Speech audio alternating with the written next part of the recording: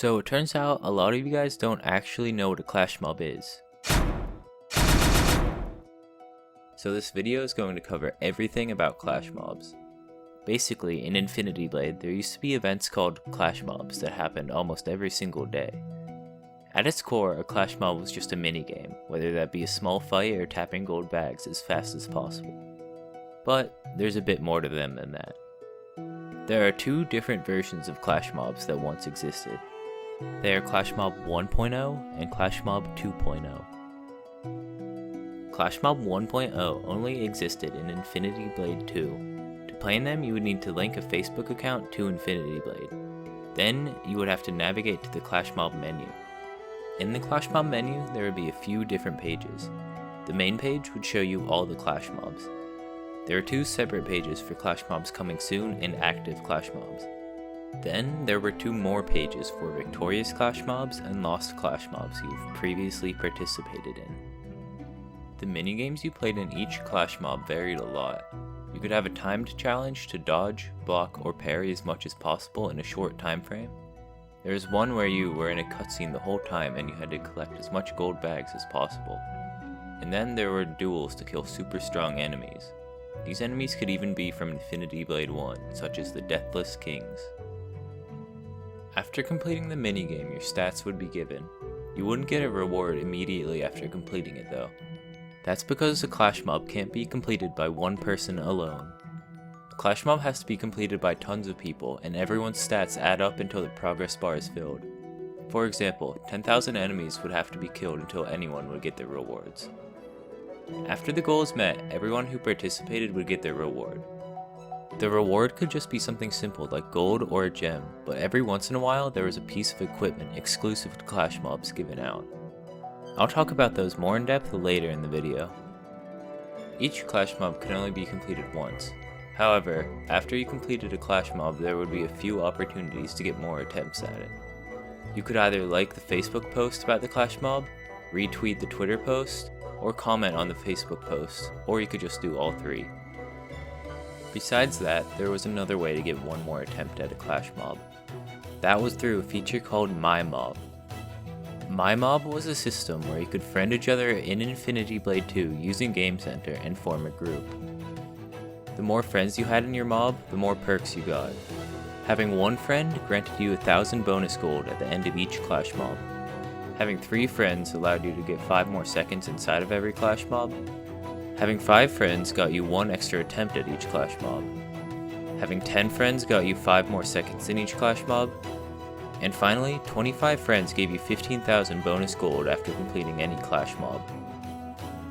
One last interesting feature in Clash Mobs was there are 3 unique maps that you would fight in. They were never available in any other part of Infinity Blade 2. The first one was a desert with a huge statue buried in the sand. The second seems to be some sort of salt flat or volcano. The third is in a grassy area with some ruins in the background. These maps could also take place at different times of the day. On the left, you can see it is daytime, while to the right, it's nighttime on the same map. The last Clash Mob 1.0 happened sometime in May 2020. That's because all Clash Mobs on version 1.0 were automatically run on a system that relied on the servers. So when the servers shut down in May, Clash Mob shut down with them.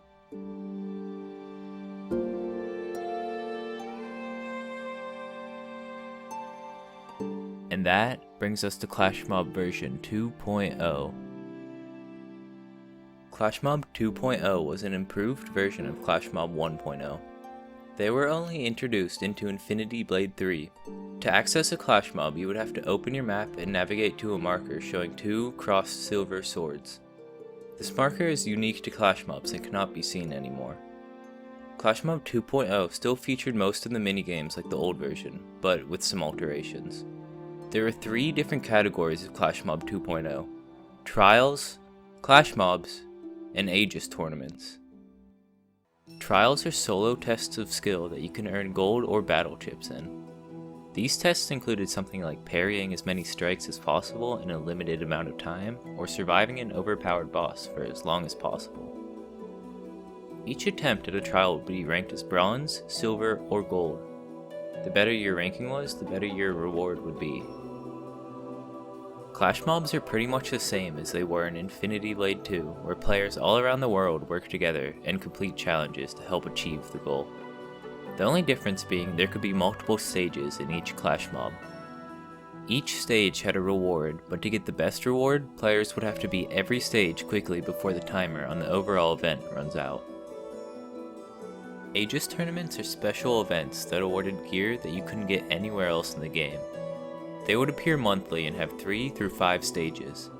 Just finishing the challenge wasn't enough to qualify for the next stage though. You had to beat a certain percentage of players attempting the tournament to qualify. For example, to get to the next stage you would have to do better than 50% of the players. Each stage would be harder than the last because you would have to beat more and more players to qualify. Only the players who survived through every stage would get the final reward. This meant that the exclusive gear would only be given to the best and most dedicated players rather than everyone who participated. The bright side was you could attempt all 3 categories infinitely. Since you got infinite tries at any Clash mob, the perks had to be changed. They now granted different perks depending on the Clash mob. That could be extra damage, extra gold, or even some extra time. There were many more players playing Clash Mob 2.0 than Clash Mob 1.0. That's because you didn't have to link a Facebook account to Infinity Blade to participate in these newer Clash mobs. All you needed was a Game Center account, which nearly everyone has. So with everyone being able to participate in Clash mobs, they became more popular than ever. My mob was also changed around a bit. You could still add Game Center friends, but they no longer granted you any perks. Instead, you could talk to them in Infinity Blade 3 through a chat window. Another thing Clash Mob 2.0 improved on was the maps. There were now 7 different maps. The original 3 maps plus 4 new ones. The first new map was of a mountainous savanna area. When you first load into this map, you can briefly see Larioth in the background. The second was of a desert which looks very similar to the Circadian Desert. The third was a foggy, rocky mountain. In the background of the map, you can see an arch from Lilindri's place. And finally, the fourth was in a desolate land in front of the workers' castle. The final Clash Mob 2.0 happened on February 5th, 2019. They didn't stop the day the servers shut down because they weren't run by an automated system like the older versions were. They had chair community managers running them. But after this last Clash Mob, they were reassigned to work on other projects. And thus, Clash Mobs no longer existed.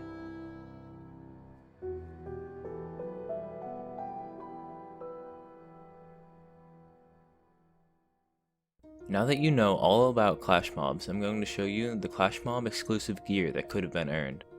All of these weapons and armors are no longer available. First up we have the exclusives from Clash Mob 1.0 and Infinity Blade 2. They are the Vim helmet, the Cryo Loop ring, and the Illuminatus ring. While there were more items that Clash Mobs awarded, these were the only 3 exclusive to Clash Mob 1.0 because the other items like the Omega armor can be acquired in New Game Plus. Next we have the exclusives from Clash Mob 2.0 and Infinity Blade 3. These items are all from Aegis tournaments. They are the Anarchax heavy weapon for Cyrus, the Winterborn dual weapon for Issa, the Stod shield for Cyrus, the Kermek guard for Issa, the Spike wheel for Issa, the Radiant helmet for Cyrus, the Cirque helmet for Cyrus, the Colossal helmet for Issa, the Sweet Loop ring for Cyrus, and the Squee ring for Issa. The Claymore light weapon for Issa was also offered in an Aegis tournament, but is not as rare as the other exclusives. That's because it was also available in a Clash Mob, meaning everyone who participated got it, rather than it just being given to the best players. There is also an exclusive weapon that only appeared in the Clash Mob category, meaning it was much easier to obtain than the Aegis tournament ones. It was the Ronin Katana. It was only ever given out once at the beginning of Infinity Blade 3, and it was the only exclusive item to be tradable in the upload character screen. Then finally, there were 3 types of gems that were exclusive to Clash mobs. The first were Darkfire gems. They appeared 7 or 8 times in Aegis tournaments as rewards. Then there were the Spectrum Attack gems. They appeared in Aegis tournaments as well as Clash mobs. There were around 6 to 8 of those given out. And then finally, there were Treasure gems. They were glitched circle gems that were accidentally given out as a reward. You can't put them on any equipment, so they're basically trophies. It's unknown exactly how many were given out, but it's at least 2. So that's way more than you will ever need to know about Infinity Blade Clash mobs. If you do want to know more for some reason, then I'll have a few small facts listed in the pinned comment that weren't worth mentioning in this video. Soon I'll have a follow-up video talking about notable Clash mobs. These guide videos take ages to research, so if you enjoyed it, then give it a like so more people can see it. Also, I got a new microphone, so hopefully this video sounds better than my previous videos. Anyways, thanks for watching.